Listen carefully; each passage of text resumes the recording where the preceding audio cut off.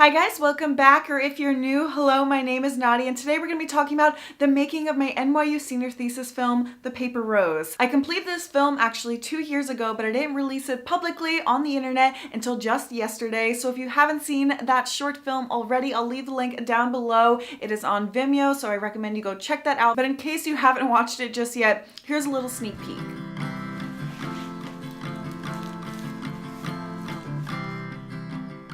I have myself, you need me.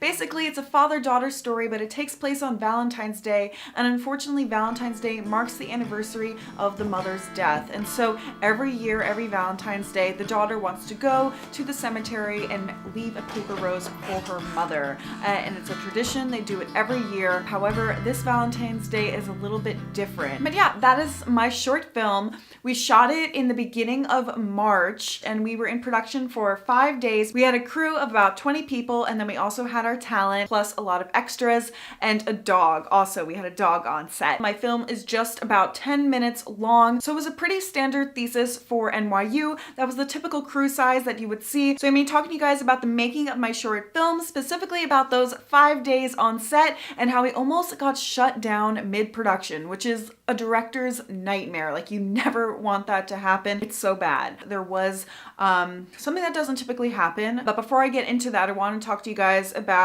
how NYU senior thesis films work. If you're interested in going to film school, or if you're at NYU right now and you're considering making a senior thesis film and you're watching this video, I hope this helps. To give you guys a quick overview of how the NYU senior thesis class works for narrative film, it's a year-long class. So it's over 2 semesters, and in the first semester, you're working on writing your script, you're gathering your crew, doing some pre-production for your film that you're going to be making in the second semester. The catch is that not everyone gets to go make their film second semester. Basically, at the end of the first semester, your professor chooses who gets to go on to the next semester and make their thesis film. Now, I think this is incredibly unfair because NYU is incredibly expensive, and if you want to make your NYU senior thesis film, I think you should be able to do that. For them to deny you a class and have you just waste a whole semester working on something that then they're not going to let you do is just crazy to me. Our class actually had a lot more people go forward into the second semester than ever before, and I don't know how it is right now, but hopefully one day, if not currently right now, they are letting everyone make their thesis film who wants to make a thesis film. It is not required, actually. If you go to film school, you do not need to make a thesis film. You do not need to do any production courses after your sophomore year. You can stop if you want to. But if you want to make a thesis film, I think you should be allowed to make a thesis film. Anyway, I'm going to end that rant there before I go on any further. But basically, your professor is acting like an executive producer. They're choosing what films get to be made. Now, even if your film doesn't get the opportunity to be made under NYU, a lot of people will still make their short film just outside of NYU. So they'll go on and make their film as an independent film, just not a student film. So I was able to move on to the second semester of this production course. The second semester, you're then working on your production. So you're getting really, really deep into pre-production, and then you have your shoot, and then you work on post. Some people actually don't even shoot until the summer, which means that whole second semester is also dedicated to more pre-production. However, for me, my story took place in the winter over Valentine's Day, and so I needed to shoot pretty early on in the second semester. And there were some people before me, but I definitely was on the front end of those productions. People will typically take like 5 to 7 days for their production, and you can go anywhere you want to in the world and take your crew. Now, for me, I shot my film in New Jersey. It fit the vibe that I was going for, and I also just had a lot of connections and a lot of resources in New Jersey since I am from New Jersey and all my family is in New Jersey, so it just made sense for me to just go to New Jersey, and it was a lot cheaper. However, we did need to stay at a hotel. We got, pass vans to take all of our crew and cast to New Jersey, so it wasn't so close to the campus where everyone could just go home for the night. We did just want to house everyone at a hotel, so that way we cut down on the commute time that everyone had to do, and honestly, it's just better that way. People can just wake up and go on set, and they don't need to worry about, trains being delayed or anything like that. Now, this is all pretty typical. People will get hotels, people will rent equipment in addition to the equipment that they get from NYU, people will rent studios. all that sort of stuff. We get professional SAG-AFTRA actors. We also get crew that's outside of NYU sometimes. My director of photography, for example, had already graduated from NYU. So all of that stuff is pretty typical of an NYU thesis film. We weren't really doing anything out of the ordinary. And also my budget was very typical for an NYU senior thesis film. Overall, it was a pretty simple shoot. The only thing that I would say might have stuck out was that we were dealing with cars and there was a car accident in my film. And obviously we're not really crashing the car into anything. It was really not that big of a deal. I felt very comfortable with all that sort of stuff. And we were also doing everything by the book. For a part of my production, we actually had to close down a street at night. And so we actually had to contact the cops, have them close down that street. And there was a cop at one end and the other end of the street to make sure no one came through during our production. There was no guerrilla filmmaking or anything like that. We had permission to be at all of the locations we were filming at. A big part of this class is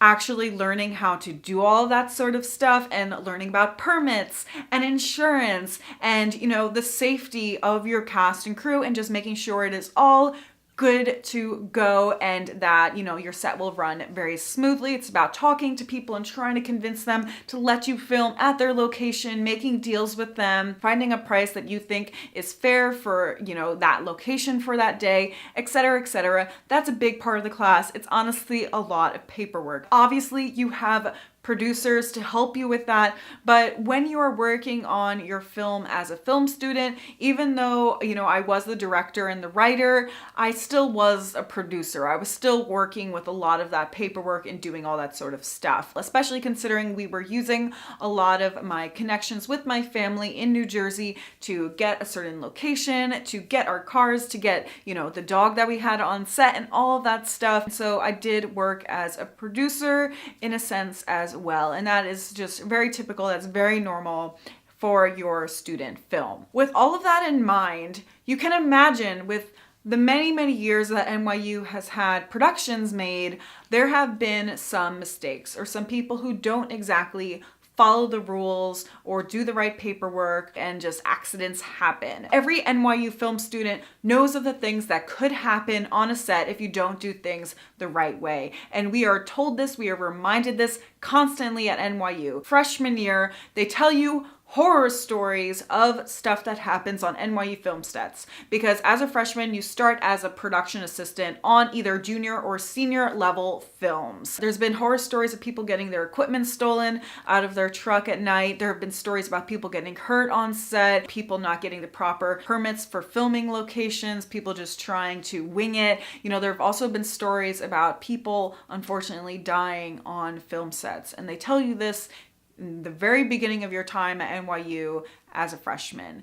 And so listening to all these stories over your 4 years at NYU, it makes you very aware of the things that could happen on your film set as a senior when you are actually now directing your thesis film. Now, with that all in mind, people had heard about my film, but I never really got to tell the story from my point of view. Now, I will start off by saying we did not cut any corners, and what happened was completely just an accident. So basically, I had my crew stay at a hotel in New Jersey during our production. And so that meant we got a pass van, you know, and we also got a 16-foot box truck, and we had students drive these. Basically, what happens is that we tell NYU who is going to be driving these. You know, they see their driver's license, they talk about some experience that they've had driving trucks like these before. Then NYU says, okay, looks good to go. And then we move on with our production. We make it down to New Jersey perfectly fine. We're filming at a family friend's house. It is going pretty smoothly. We just get a lot done. You know, the AD is seeing how we're feeling. Do we feel tired? Everything like that. And so we go back to the hotel for the night, and we were planning on keeping our truck there with all of our equipment at the hotel. However, my producer and I were talking, and we just didn't feel like keeping the truck there was very safe. It was an outdoor parking lot, and it just wasn't in the nicest area of town. And so what we decided to do was, instead of leave our truck there full of expensive equipment and risk it all being stolen, was that we decided to have someone drive the truck back to my family friend's house and have it just be parked in their driveway, which was in a much nicer area of town. It was less risky having the truck parked there. So what happens is my producer comes up to me and he's like, hey, we would like this person, who of course I will not name their name, to drive the truck back to the house. And they were saying they could handle it. They were one of our approved people to be driving this truck by NYU. However, I didn't have a good feeling about them driving the truck. They are a wonderful crew member, really, really hardworking, a great person to have on set. I would definitely have them on set again. However, I just noticed that they weren't as great as a driver as I had expected. And I noticed that on the way down to New Jersey from New York. However, there wasn't any other option. This person was volunteering to drive the truck back to the house. It was only honestly maybe like a 10-minute drive max, and they were just gonna drive it back to the house and then get driven back to the hotel. I really would have liked someone with them, but there was really no other option, and I didn't want all of our equipment stolen. And so I was like, okay, fine. They feel comfortable with it. My producer feels comfortable with it. I'm really tired right now. Okay, they can drive the truck. They're on the list. They feel comfortable and confident doing it. I said, okay. Now, I go back into my hotel room and I am eating my Chinese dinner, I believe it was. I'm starving because I've been so focused on my film all day. This is the first time I can honestly relax for a second. And then there's a knock on our hotel room door.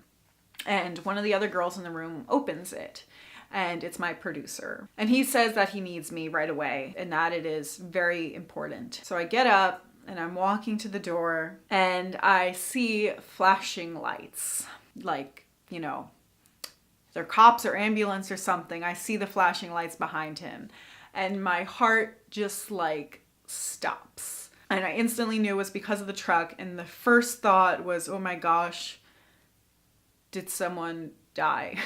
Honestly, that was my first thought. Did someone die? I step out of my hotel room. It's one of those rooms where it's just, you know, the doors are all facing outside. And I step out and I see the parking lot and I see our 16-foot box truck crashed into the hotel. So basically what happened was, you know how at hotels they have that place where you can drive under and check in, and it's kind of just like an overhead space to keep your car dry. Trucks can't fit under there. They are too tall and they have to go around. But this person who was driving the truck, they were following the arrows which pointed to go underneath this area of the hotel, and they at very full speed hit the hotel, and the truck obviously came to a halt by hitting the hotel, and the front top of the truck ripped by hitting and damaging the hotel. And so we go to the hotel lobby and everyone is fine. The person driving the truck is not injured, and just relief fills me. They were crying. They were so upset. They just felt really, really sorry. And I could not be mad at that. And so I hugged them and, you know, I said it was okay. It was all right. My producer was already on it, on what to do, trying to contact NYU, but it was really late at night. And we're just like kids and we're dealing with a truck running into a hotel. And it's kind of just crazy looking back on it and being like, oh my gosh, we were so young. Accidents happen. And I was just really, really happy that they were okay and that they were not hurt. The truck we rented is now severely damaged. We're dealing with a bunch of insurance. We can't move that truck, so we needed to get a new truck. The production needed to go on. Now, in my mind, that was obvious. The production needed to go on. We were gonna film the next day. We're gonna figure it out. We still have our equipment. We still have our crew. We just have to figure out our truck situation. Meanwhile, what I didn't know was that there was a lot of debate going on at NYU about whether or not our productions should continue. Obviously, just NYU has no idea what's going on our set. Are we being reckless? Are we not doing what we said that we were going to be doing? All they know is that there's been an accident involving a student and a truck hitting a hotel. And of course, my producer was dealing with all of that. So basically, I lost my head producer for the rest of production pretty much. And my unit production manager really needed to step up and fill in places where normally my producer would be able to do certain tasks. My unit production manager had to step in and do a lot of it because My producer is now dealing with all of this insurance stuff, everything with NYU. I find out that my professor was like, do not shut down the shoot. This is what they're trained for. This is literally why we go to NYU. So that way we can learn how to handle these situations. This is literally what we're trained to do. And why on earth would you shut down a perfectly good shoot? So basically they came to an agreement where they weren't going to shut down my shoot. Thank goodness. I'd be so mad because it would be totally unnecessary to shut down our shoot. But they decided to have someone from NYU come and observe us and watch us every single day. If our shoot was further away from New York City, it might have been a different story and our production would probably have been shut down. But since we were so close to New York City, we were only in New Jersey, they were able to come up with that arrangement and observe us as we continued on with my production. But honestly, the people observing were really chill. They did not get in the way and there was nothing really for them to do. You know, they told us that we were running our shoot really, really well. The person who owned the house that we were filming at, they were saying how impressed they were by how professional we were and kind. There was really no need to watch us, but thank goodness they decided to sit there and watch us rather than shut down my shoot and cancel it. Now, as a result of the accident, what happened was I also lost my director of photography for a little bit, and my first AC had to step in and shoot part of the film. He's a great DP as well, but it was a bummer to lose my director of photography for a little bit. And the reason why I lost him was because he was actually so kind. As I've said before, he had already graduated from NYU, so he was older than all of us. So he was able to get a new truck for us, but that meant I lost him for a little bit. He was so amazing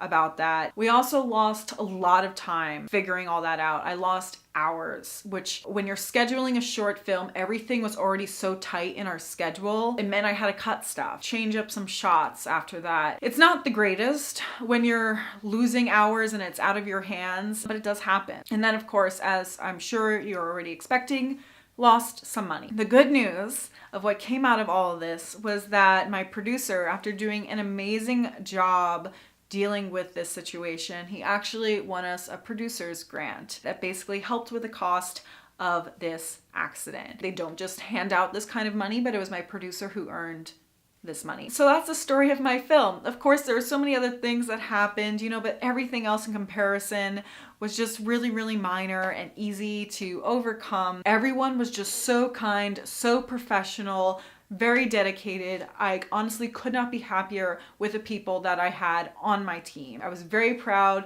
about how we kind of all came together, the way my DP stepped in to help. Really, really amazing. The way my unit production manager stepped in when my producer was really, really busy. The person who got into the accident went back on set and they were working just as hard as they were before. And it's just, don't let accidents throw you off completely. We got to keep going, stay calm, and work it out. That was the story of my NYU senior thesis film. And you don't get that out of watching the film. Looking back on my film, I know it could be better. Okay, like gonna be totally truthful with you guys, I know it can be better. And if I were to do it now, 2 years later, it would be better because I've grown as a filmmaker. And honestly, that's the most important thing about your short film, is that you've grown through the process and you've gotten better as a filmmaker. There are a lot of NYU students who put a lot of time and money into their thesis film and then they just never finish it. And that's really, really sad. And I wanted to finish mine. So yes, I hope you guys enjoyed this video. I hope you got something out of it. If you have not already watched my short film, please watch it and I hope you enjoy it. Again, the link is down below. It's on Vimeo. It's called The Paper Rose. Subscribe if you're not already subscribed. I make content on filmmaking and the entertainment industry. And then if you are working on your own short film right now, I would love to hear about it. What's the biggest challenge that you faced? How did you overcome that challenge? Let me know in the comments down below. I love you guys and I will see you guys next time. Bye guys.